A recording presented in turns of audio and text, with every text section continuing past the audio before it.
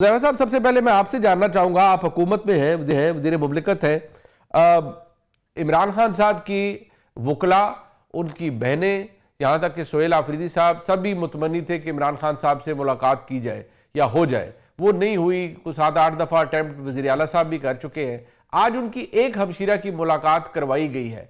कुछ agreement sign किया है आपने, हुकूमत ने, उनकी फैमिली के साथ या वकला के साथ, या बस एक अंडरस्टैंडिंग के तहत कि आप कोई सियासी बात नहीं करेंगे तो आज आपकी मुलाकात करा देते हैं? इस पे बात हुई है। जी, बहुत शुक्रिया मुनीब फारूक साहब। पहली बात तो ये है कि अहमद अवैस साहब भी आपके प्रोग्राम में मौजूद हैं। वो मुझे यकीन है कि शायद मेरी बात से सहमत होंगे, लेकिन मुमकिन है डिसएग्री भी कर सकते हैं। लेकिन एक बात तो ये है कि सजा याफ्ता मुजरिम जो है, वो जेल से बैठ के सियासत नहीं कर सकता।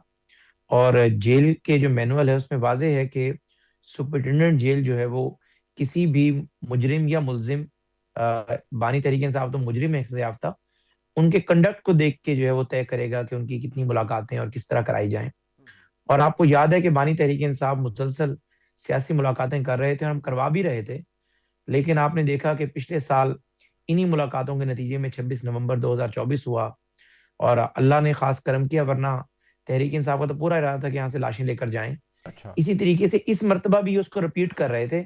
और जाहिर है हमारे पास ये हमें आईन और कानून इजाजत देता है कि अगर एक शख्स जो है वो सजा याफ्ता मुजरिम हो और सजा याफ्ता मुजरिम अगर इलेक्शन नहीं लड़ सकता, तो सजा याफ्ता मुजरिम जेल में बैठकर एक सियासी जमात कैसे चला सकता है? वो जो है वो मरकज के खिलाफ चढ़ाई की कॉल कैसे दे सकता है? यही बानी तहरीक इंसाफ थे जो मियां नवाज शरीफ साहब के खिलाफ सुप्रीम कोर्ट गए और उन्होंने कहा कि मियां साहब ने 2 सेनेटर्स को टिकट जो दी है उस पे मियां साहब के साइन है हम्म। और ये डिस्क्वालीफाई हैं, तो ये साइन नहीं कर सकते थे। अच्छा जी। और उसके बाद साकिब निसार ने उन 2 सेनेटर्स को फारिग कर दिया था और उसके बाद वो सेनेटर्स हमें दोबारा वो 2 सीटें हमें नहीं मिल सकी। हम्म। तो अगर एक डिस्क्वालीफाई शख्स 2 सेनेटर नहीं बना सकता, तो एक 14 साल सजा काटने वाला सजायाफ्ता कैदी जो है वो भला एक सियासी जमात या एक कैबिनेट या एक वजीर आला को डिक्टेट कैसे कर सकता है? तो ये हमारा एक इन प्रिंसिपल नुक्ता नजर था। फैमिली के हवाले से इसे पिछले कदगन लगी, ये फैमिली ने भी सियासत शुरू कर दी थी। इवन के पीटीआई के अपने लोग हमें कहते थे कि आप हमें तो मिलने दे नहीं रहे कि हम सियासी लोग हैं, लेकिन आप जब फैमिली को मिलवाते हैं तो फैमिली बानी तहरीक इंसाफ से मुतालिक जो बातें बाहर आकर कोर्ट करती है, ये रिपोर्ट करती है, वो गलत होती है कुछ उसमें।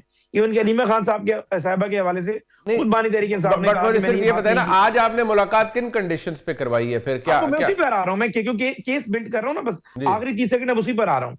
तो इसलिए हमने फैमिली की मुलाकातें रोकी और उसके बाद जाहिर है हमारे आपस में बैकडोर बहुत सारे सियासी जाहिर है दोस्त होते हैं जो कोशिश कर रहे होते हैं कि इस हद तक जो है एजिटेशन ना बढ़े। हम्म। और आपने देखा सोहेल अफरीदी साहब भी 2 कदम पीछे हटते हुए दिखाई दिए। और जाहिर है अगर वो 2 कदम पीछे हटे हम तो 4 कदम पीछे हट जाएंगे गवर्नर आज और इस तरह के सारे इकदाम से। तो इसीलिए आज की मुलाकात हुई और हमें ये यकीन दहानी कराई गई कि फैमिली को आप जो है मिलने दें और फैमिली का हक है। तो हमने भी जवाबन कहा कि ठीक है, फैमिली सियासत ना करे, फैमिली गलत फहमियां पैदा ना करे, वो हफ्ते में 2 दिन क्या 3 दिन भी हम मिलवाने को तैयार हैं। अच्छा तो जी। आज की मुलाकात भी ये उस बेसिकली कॉन्फिडेंस बिल्डिंग मैयर की पहली सीढ़ी है। अच्छा जी। अगर आपने देखा, इसीलिए उन्होंने कहा कि मैं मीडिया से बात जो है कुछ देर बात करूंगी। अब देखें आपस में क्या मुशावरत करते हैं। अगर ये ट्रैक पर रहे तो फैमिली का हक है, फैमिली को हम मिलवाएंगे, चाहे वो मुलजिम हो चाहे सियाफ्ता मुजरिम हो, फैमिली मिल सकती है वेलबींग जानने के मतलब ये लिए। अब आप लेकिन मॉनिटर अगर करेंगे कि अगर उनका आपका दिल करेगा तो फिर आप किसी वक्त मुलाकात रोक देंगे? अगर उनकी अब हमशीरा जिन्होंने मुलाकात की है उस्मा खानम साहिबा ने, अगर वो बाहर आकर अब मीडिया से कुछ देर बाद बात करती हैं या कल कोई बयानात सामने आ जाते हैं, तो आप फिर दोबारा मुलाकात रोक देंगे? यही आप कह रहे हैं ना? इसमें देखें, इसमें हाँ बिल्कुल यही कह रहा हूं मैं। लेकिन मुनीफ साहब, इसमें हमने एक और भी सोचा है, हम काफी लचक दिखाएंगे।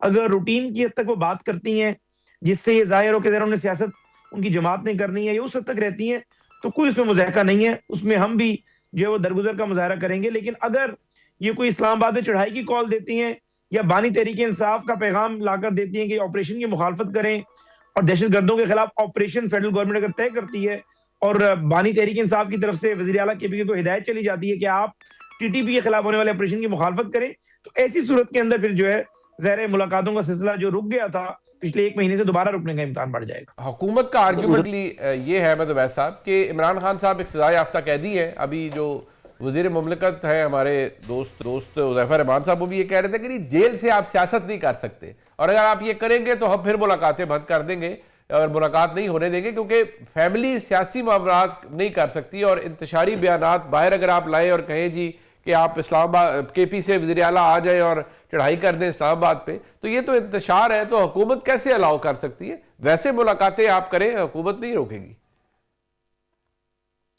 देखिए मेरा नुक्ता नज़र थोड़ा सा मुख्तलिफ ऐसे है कि आप जब हुकूमत में होते हैं ना तो आपको ज़्यादा मैग्नेनिमिटी दिखानी होती है, और जब आप अपोजिशन में होते हैं कोई भी शख्स और पार्टी, तो ऑफिस फिर वो जैसे चर्चिल ने कहा था ना कि magnanimity in victory and defines in defeat, तो वो एक फार्मूला जो है जनरली, क्योंकि अपोजिशन की हैसियत और होती है, हुकूमत के पास बेताशा अथॉरिटी होती है, स्टेट मशीनरी उसके डिस्पोजल पे होती है, तो उसको इन छोटी छोटी बातों में अब ये इतना जो है दफ़ा 144 लगा दी, रास्ते रोक दिए, सारा सिस्टम इसके ऊपर लग गया कि कितना खर्च हुआ होगा वो इससे अलग है। तो लॉजिक और रीज़न क्या था कि इमरान खान से, देखिए वहाँ पे कुछ भी नहीं हो सकता। मैं खुद इमरान खान को कई दफ़ा मिला हूँ वहाँ पे जाके जी, और वहाँ पे एक कमरे में एक ही वक्त में 5-6 जितने हजरात ने मिलना है वो इकट्ठे जाके मिलते हैं। ठीक, और वहाँ पे सर्वेलेंस आपको पता है कि इस हद तक है कि वो कैमरे और जी, रिकॉर्डिंग डिवाइस सब कुछ है, हाँ।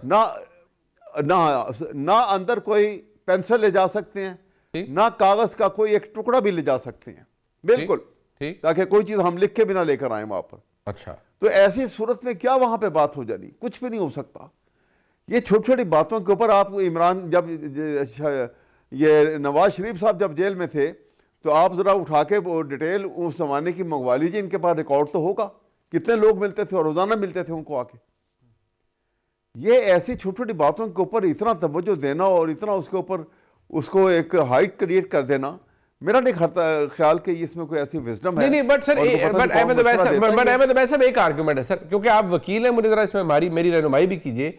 अगर मियां नवाज शरीफ अपनी मुलाकातों में ये कहते कि भाई आप धावा बोल दें इस्लामाबाद के ऊपर और आप लश्कर ले आए, तो हुकूमत उनकी मुलाकातें भी इस प्रेटेक्स्ट पे बंद कर सकती थी उस वक्त कि जी मियां नवाज शरीफ साहब तो जी इंतशार फैला रहे हैं, अपनी जमात को कह रहे हैं कि धावा बोल दो इस्लामाबाद पे।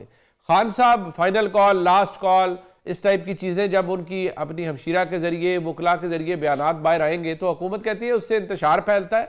इसको रोकने के लिए हम जस्टिफाइड हैं कि हम इमरान खान साहब की मुलाकात बंद करें। अगर PTI के दोस्त इससे ये नहीं फैलाते तो फिर बेशक करें मुलाकात। मेरा ख्याल है अभी भी कि देखिए जो लीडरशिप इनकी बाहर है वो इतनी इमेच्योर है हर लिहाज से, क्योंकि उनका एक्सपीरियंस नहीं है, एंड कहते हैं कि there is no shortcut to experience. Ji,